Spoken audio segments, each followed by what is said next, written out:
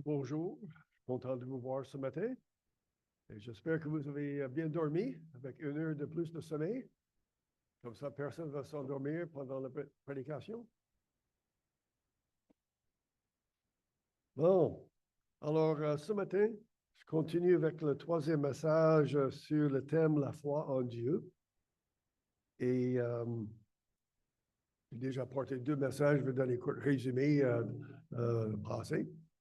Et donc, en Hébreu, chapitre 11, le verset 1 et aussi le verset 6. Nous lisons ces versets. La foi est une façon de posséder ce qu'on espère. C'est un moyen d'être sûr des réalités qu'on ne voit pas. Bon, on va changer le micro.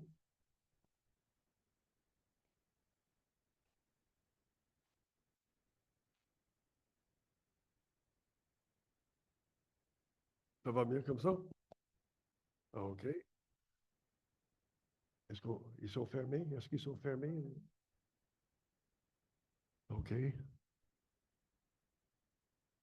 Bon, OK. On va continuer. Ça résonne toujours un peu? OK. Je sais que ça résonne ici, là, donc... OK, ça va mieux comme ça? Bon, on recommence. Dans la technologie, hein? L'avantage des fois non. Voilà. La foi est une façon de posséder ce qu'on espère, un moyen d'être sûr des réalités qu'on ne voit pas.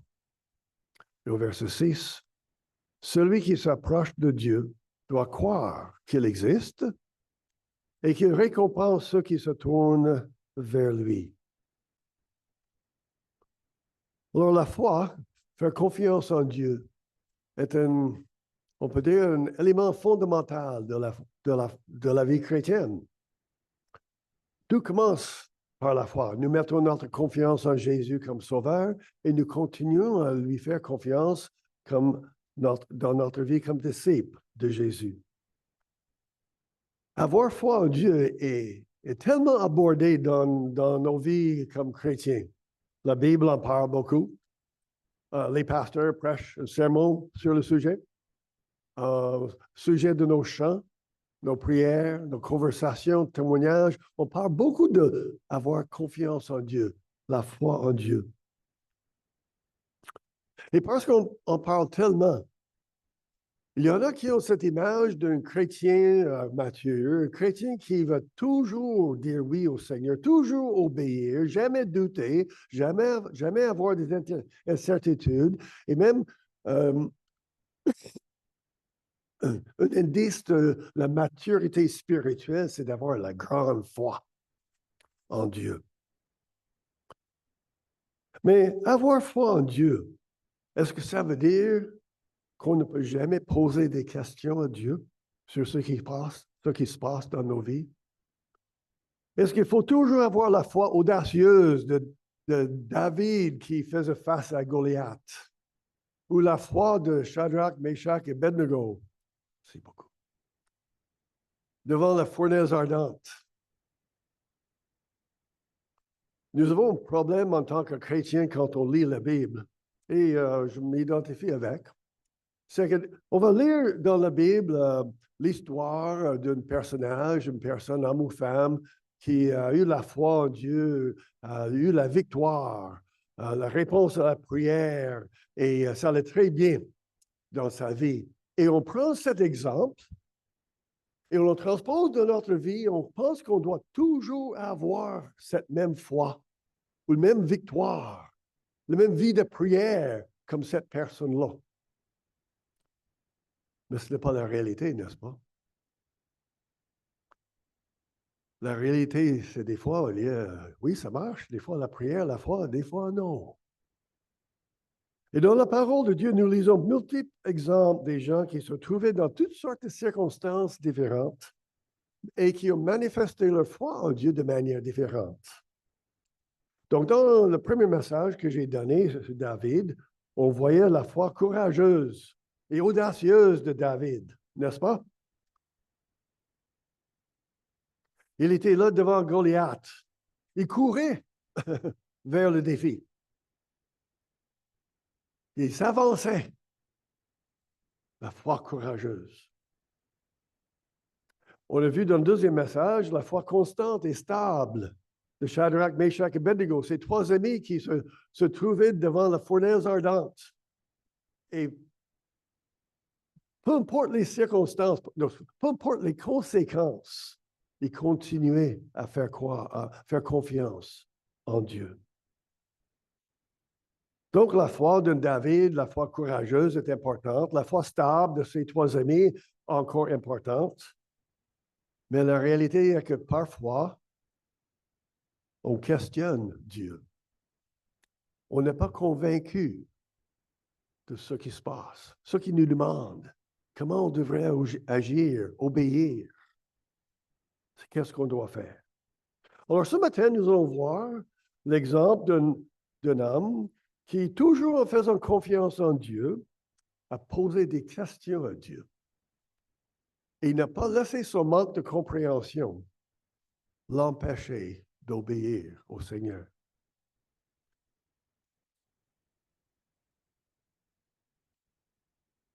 Et c'est pas grave si Benjamin est en concurrence avec moi ce matin. Même s'il parle en arrière, c'est correct. Il fait partie de la famille. Amen. Donc, sujet ce matin, la foi qui questionne. Et le sujet ou la personne qu'on va voir ce matin, c'est Ananias. Je ne sais pas si vous connaissez Ananias. Il y a deux Ananias, quelques-uns dans la Bible. Mais je ne parle pas d'Ananias et Saphira. OK? Si vous ne connaissez pas l'histoire d'Ananias et Saphira, brièvement, ils ont menti au Saint-Esprit et ils ont tombé morts. Donc, on ne parle pas de celui-là. On parle de l'autre Ananias, Actes chapitre 9. On va lire le texte dans quelques instants. Mais Ananias, qui a joué un rôle important dans la conversion de Saul, et c'est un de mes personnages préférés. Je peux m'identifier beaucoup avec lui. Pas beaucoup avec David. Je ne pense pas que j'aurais couru vers Goliath. Et devant une fournaise ardente, ça sera difficile.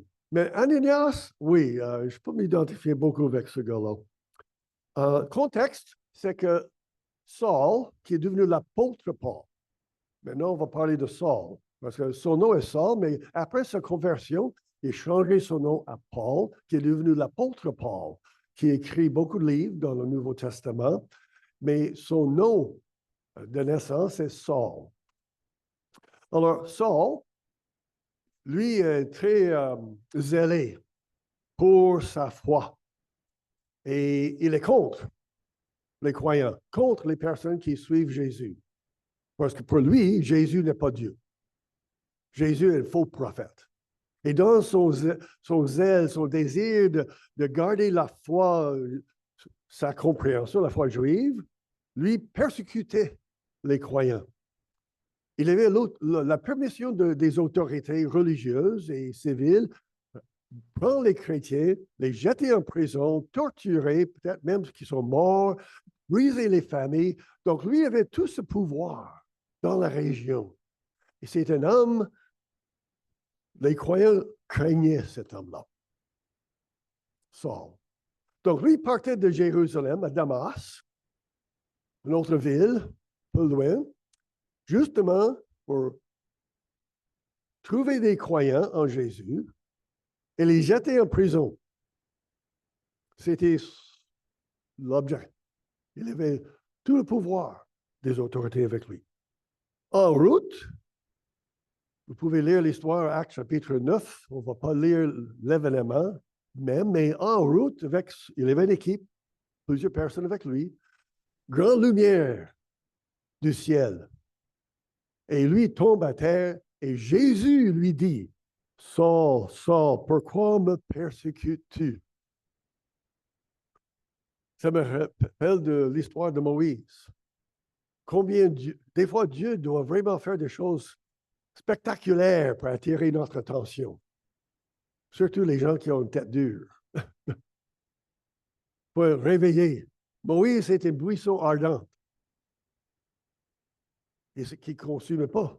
Donc, il arrête de voir ça.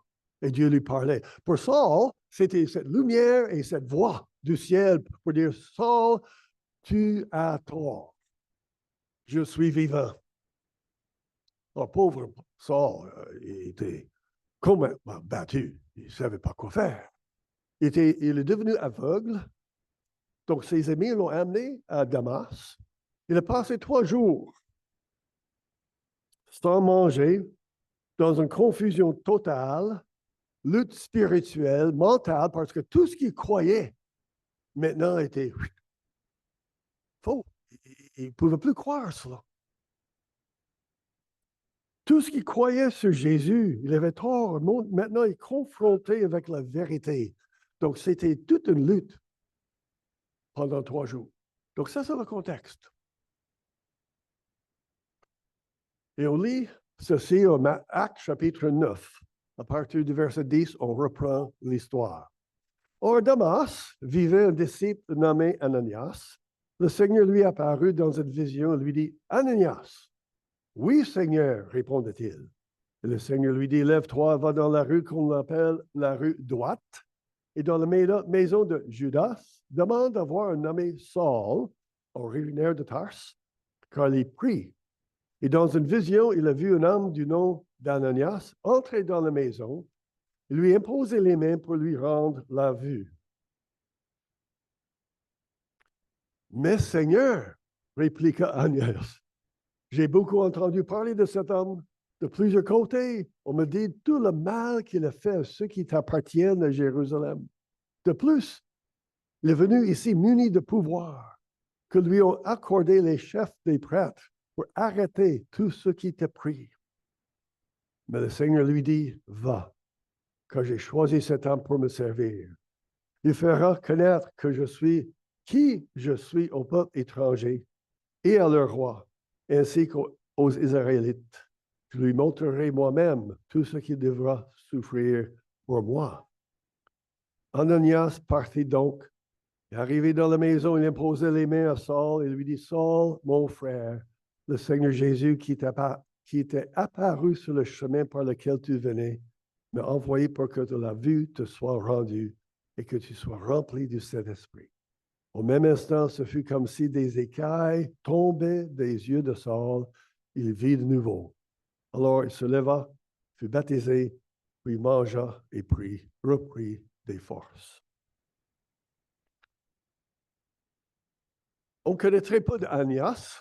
Il est mentionné seulement 2 fois dans la Bible, ici, et plus tard, Actes chapitre 22. L'apôtre Paul, arrêté par des autorités, raconte sa conversion. Et en parlant de cet événement-là, en parlant quand il était à Damas, tout cela, il dit, voici le texte, Actes chapitre 22. Donc, l'apôtre Paul raconte plusieurs années plus tard ce qui est arrivé là. Il dit, il y avait là un certain Ananias, un homme pieux qui observait fidèlement la loi. Il était estimé de tous les Juifs de la ville. Il est venu me trouver, s'est tenu près de moi et m'a dit, Saul, mon frère, recouvre la vue. Ananias jouait de bonne réputation. On ne connaît pas toute son histoire. Mais les croyants et les non-croyants, les Juifs en général, regardaient cet homme d'un bon œil. Ma question pour nous, est-ce qu'on peut dire la même chose pour nous, pour chacun de vous? Les gens dans votre entourage, maison, famille, travail, voisins, collègues, peu importe, est-ce que les autres disent la même chose? Oui, on les voit avec. Ils sont des gens qui ont une bonne réputation. Honnêteté, fidélité, éthique, tout cela. Bonne question pour nous. Alors, même si Ananias n'est pas mentionné dans la Bible, ce texte en Actes chapitre 9 révèle, ou on peut dire donne un bref aperçu de sa foi en Dieu. D'abord, Actes chapitre 9, le verset 10. Le verset qu'on a lu tantôt. Ananias, le Seigneur lui apparut dans une vision, lui dit, Ananias, oui, Seigneur, répondait-il. Ananias avait l'habitude d'être à l'écoute de Dieu. Il connaissait la voix du Seigneur. Sa première réponse était, me voici. Oui, Seigneur. Que veux-tu? Je suis là. Il n'a pas répondu, ben, qui es-tu? Ou, ben, pas maintenant, Seigneur, j'ai une journée trop remplie, j'ai trop de choses à faire maintenant, plus tard. Non, me voici. Oui, Seigneur. Donc, pour nous, question, quelle est notre réponse quand le Seigneur nous parle? Sommes-nous aussi prêts à répondre? Oui, Seigneur. Le Seigneur nous parle de plusieurs manières. Il parle d'abord à travers la parole de Dieu, n'est-ce pas? Quand on lit sa parole, il nous parle. Le Saint-Esprit nous parle aussi quand on prie, on réfléchit, on prend du temps pour méditer. La petite voix qui nous parle.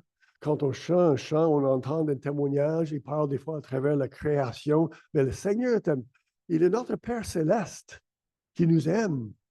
Et il va communiquer sa vérité, nous révéler, nous aider à comprendre des choses. Que nous puissions tous répondre comme Ananias. Oui, Seigneur, me voici. Une autre chose, c'est que Dieu savait qu'il pouvait compter sur Ananias. Avez-vous catché ça dans la lecture? Dieu dit à Ananias, Saul il sait déjà que tu vas aller. Dieu a déjà révélé à Saul qu'un homme nommé Ananias allait le voir avant que Dieu avait demandé à Ananias d'y aller. Dieu savait qu'il pouvait compter sur Ananias. Même si Ananias avait des questions, même s'il ne comprenait pas tout, il pouvait compter sur cet homme.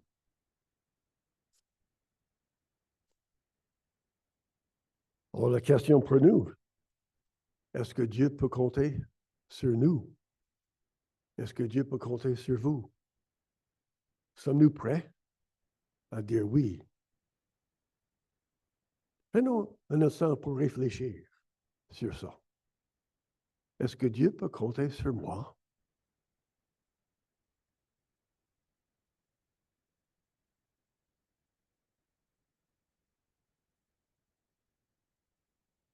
Dieu cherche des gens, des hommes et des femmes, pour accomplir sa volonté sur la terre. Est-ce qu'il peut compter sur vous? Est-ce qu'il peut compter sur moi? Est-ce qu'il sait déjà? On va dire oui, même si nous ne comprenons pas tout. Puis par la suite, Dieu demande à Ananias d'aller voir Saul et de prier pour lui. Et comme je dis, ce que j'aime beaucoup d'Ananias, c'est que il n'a pas répondu tout de suite avec la foi audacieuse de David. Saul est converti? Où est-il? Oui, j'irai tout de suite. Dites-moi où. J'irai. Non, au contraire. Seigneur, es-tu sûr? Est-ce que j'ai bien compris? Saul, qui est venu nous persécuter? Est-ce qu'on parle de la même personne là? Les questions. Les questions. Voilà ce que j'appelle la foi qui questionne. Et c'est important à noter ici, le questionnement d'Ananias n'était pas de questionner sa foi, de remettre en question sa foi en Dieu. Non, non, non, non, non. Ananias gardait sa foi, sa confiance en Dieu, mais posait des questions sur le comment, son rôle là-dedans. Il n'a pas dit, je ne crois plus en Dieu. Non, non, non, Dieu n'existe pas. Je ne crois pas à sa volonté, la manière que Dieu agit. Non, ce n'était pas ce genre de questionnement. C'est un questionnement pour mieux comprendre. Voyez-vous, il y a une grande différence entre poser des questions sur ce que Dieu fait et remettre en question ma foi en Dieu. Une grande différence entre poser des questions sur ce que Dieu fait et remettre en question ma foi en Dieu. Mes frères et sœurs, poser des questions à Dieu n'est pas un péché. Ce n'est pas mauvais. Ce n'est pas un signe le manque de maturité spirituelle.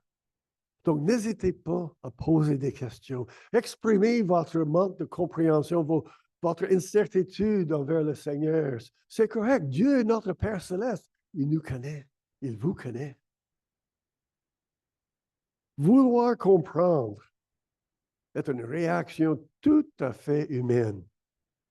C'est normal. C'est normal. Et comme chrétiens, nous qui vivons par la foi, mais nous avons aussi ce désir inné, humain, de comprendre avant d'agir. Ça fait partie de qui nous sommes. Donc, ce n'est pas mauvais. Et vous savez, nous ne sommes pas seuls. Hein? Abraham, quand Dieu lui a demandé de sacrifier son fils, ou même avant ça, quand il dit à Abraham, tu auras un fils. Il dit, non, non, non, non, je suis trop vieux. C'est impossible, ça n'a pas marché. Moïse demande d'aller en Égypte pour diriger le peuple vers le pays promis. Quoi? Qui, moi? Non, non, non. Je ne sais pas comment parler. Il y avait toutes sortes d'excuses, toutes sortes de questions. David, lisez les psaumes. Combien de fois David exprime, Seigneur, où es-tu? Pourquoi? Réveille-toi, ça ne marche pas. Habakkuk était là à Jérusalem, à la veille de la destruction de la ville. L'armée babylonienne était là, à la porte. Et Habakkuk prie pour que Dieu intervienne pour sauver la ville de Jérusalem. Et Dieu dit, oui, je vais intervenir, j'envoie une réponse. Les Babyloniens vont venir détruire la ville. Et Habakkuk dit, quoi? Mais non, Seigneur, sais-tu? C'est eux? Mais non, impossible. Et Marie, l'ange qui dit, tu vas donner naissance au Messie. Et Marie dit, oh non, non, pas moi, qui suis-je moi? Je ne suis pas mariée, je suis vierge, impossible. Et on peut continuer. Il y a beaucoup de personnages dans la Bible qui ont posé des questions pour mieux comprendre, pour discerner. Mais la chose, c'est que, malgré leurs questions et leur manque de compréhension, ils ont tous obéi au Seigneur. Et voilà ce qu'on voit avec Ananias. Ananias partit donc, arrivé dans la maison, il imposait les mains à Saul et lui dit, Saul, mon frère, le Seigneur Jésus qui t'est apparu sur le chemin par lequel tu venais m'a envoyé pour que la vue te soit rendue, que tu sois rempli de cet esprit. Ananias partit. Il est parti. Moi, je me demande, côté humain, là, si Ananias a fait le tour de la maison quelquefois, avant de cogner à la porte. Il savait que Dieu, mais il savait le gars à l'autre côté, à l'intérieur. Est-ce que j'ai bien compris? Mais il a obéi. Il a obéi. Et pour nous, sommes-nous prêts à obéir à la parole de Dieu, à la voix du Seigneur qui nous parle? Un dernier commentaire sur la foi d'Ananias. Et je reprends ce verset, je vais souligner juste cette partie du verset. Ananias imposait ses mains à Saul et lui dit, Saul, mon frère. Parce que Ananias a fait confiance en Dieu et il a eu, écoutez, il a eu le privilège d'être le premier chrétien d'accueillir Saul comme frère. Wow! Quelle bénédiction! Et quelle bénédiction il aurait manqué s'il n'avait pas obéi. Imaginez la scène. Saul, aveugle, angoisse et confusion totale, mentale, spirituelle. Il ne sait plus quoi faire. Sauf que maintenant, Jésus est vivant.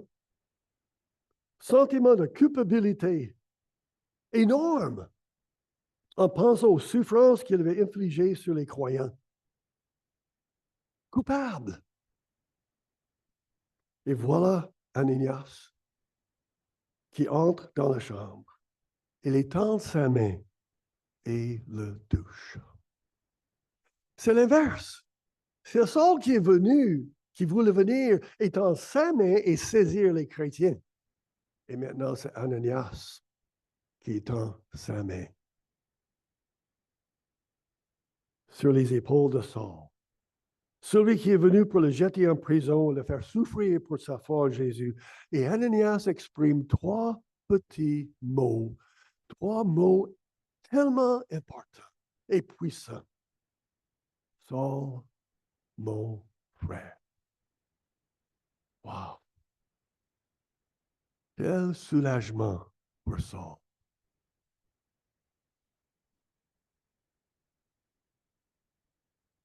Quel mot rassurant. Quelle compassion de la part d'Ananias envers Saul, celui qui, il y a quelques jours auparavant, venait pour détruire sa vie. Saul, mon frère. On n'a pas de preuves, mais je suis certain à 100% que pendant toute sa vie, l'apôtre Paul se rappelait toujours de ce geste de compassion de la part d'Ananias. Saul, mon frère. Wow. C'est parce que Ananias a obéi au Seigneur malgré son manque de compréhension. Il a joué un rôle tellement important, crucial dans la vie spirituelle de Saul, qui est devenu l'apôtre Paul, qui a un grand impact dans la vie des croyants. Ce temps-là, et encore aujourd'hui, parce qu'on lit les textes qu'il avait écrits inspirés par le Saint-Esprit. Et pour vous et moi, est-ce qu'il y a quelqu'un dans nos vies envers qui nous devons aller, étendre notre main, exprimer les paroles d'encouragement, poser un geste de compassion? Quelqu'un dans l'Église, membre de famille, collègue de travail, voisin? Poser un geste d'amour, de pardon, d'accueil, d'accepter, mot d'encouragement? Parce que parfois, ça prend un pas de foi, un grand pas de foi des fois, pour aller voir quelqu'un et leur communiquer une parole de grâce.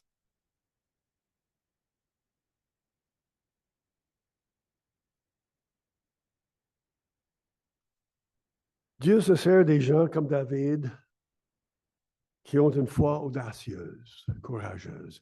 Dieu se sert des gens comme Shadrach, Meshach et Abednego qui ont une foi constante et stable. Mais Dieu se sert aussi des hommes et des femmes comme vous et moi qui posent des questions, qui manquent compréhension.